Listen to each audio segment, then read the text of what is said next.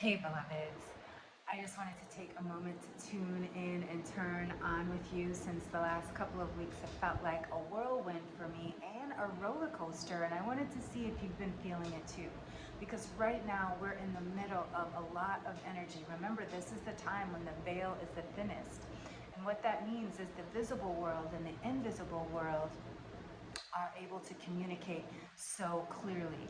And this is why we really want to be focusing and paying attention to what our intuition is telling us, especially because and with the power of the moon. And so I wanted to share with you my top 5 takeaways from my trip to the United States, as well as a little bit more insight about why I went and so much more. Because here we are now, only 11 weeks away from the end of 2022 and into a new year. So before we get into all of that, I want to make sure that you are following me also on Instagram, the Black Psychic Librarian. Make sure you also tune in for our giveaway if you want to still participate in our giveaway. All you have to do is comment and see what is there below. And also wanted to make sure that you check all the links in bio. We've got a great gift for you, my interviews, and so much more. Plus, you don't want to forget to take that intuitive power quiz. But let's get into my top 5 takeaways and why I chose them.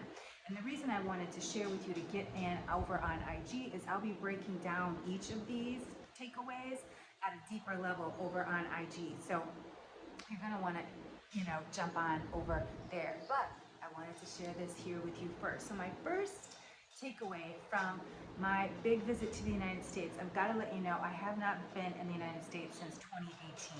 So this was a big trip. That's 4 years that since I've even traveled out of Mexico. So, in 4 years, a lot can happen, right? Both professionally and personally, a lot has happened for me since I've gone to the United States. And so the first biggest takeaway that I noticed for myself was the detoxing of the mind. I did not realize how much of my identity, how much of the imposter identity was really wrapped up into what I thought about myself as a woman, as a black woman from the United States. And so detoxifying my mind, what that means, detoxify the mind, I was blown away by the amount of distractions and the amount of the sense of disconnection that I saw. And that I actually even experienced, because I'm not trying to say that I saw something that I didn't experience myself.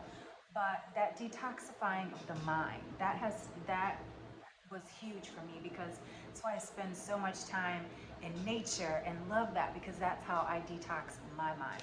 Takeaway number 2, we've got to disrupt the cycles. There are so many cycles that are out of alignment that I noticed. The cycles of poverty. I was able to support my dad. Every week, he's a retired engineer, and he volunteers every Wednesday at the church pantry that he goes. I mean, it's like his job, right? He takes it very seriously.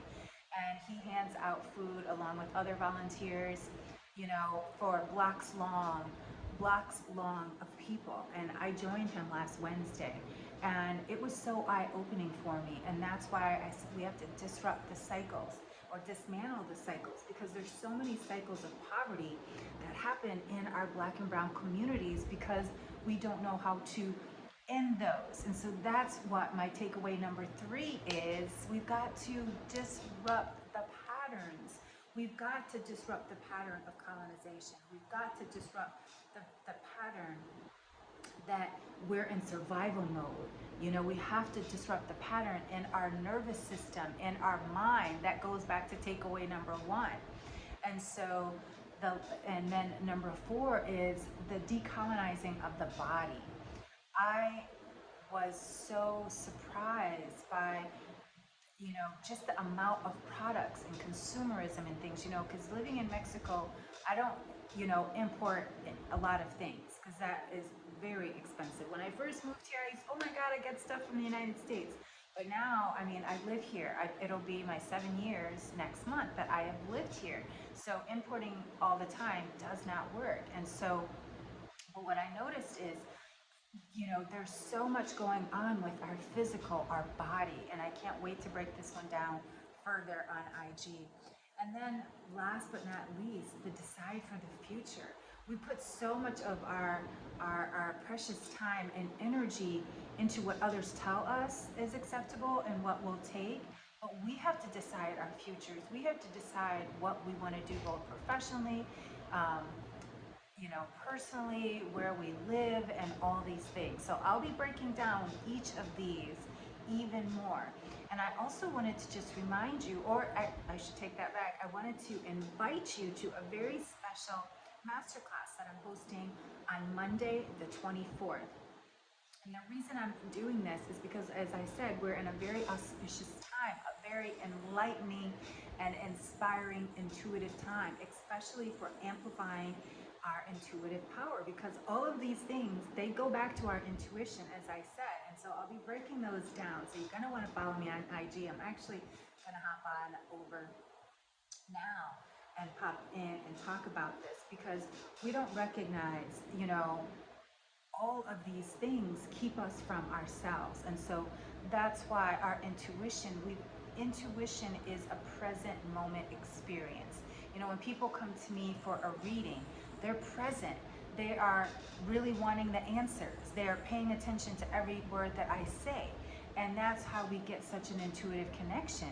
But if you are just going to someone and they're just getting, you know, oh, let me read your cards, there is no deeper soul connection. That's why the work that I do as an intuitive executive coach is soul-based, because your intuition is soul-based. It is the language truly of your soul.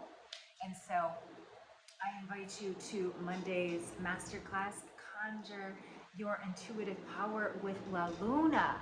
Why am I incorporating La Luna? Because La Luna, the moon, rules our intuition. So find out and discover more how it affects you and how it influences you in this very special masterclass. So if you want to find out more, the link is in bio or in the comments. And I can't wait to see you on Monday.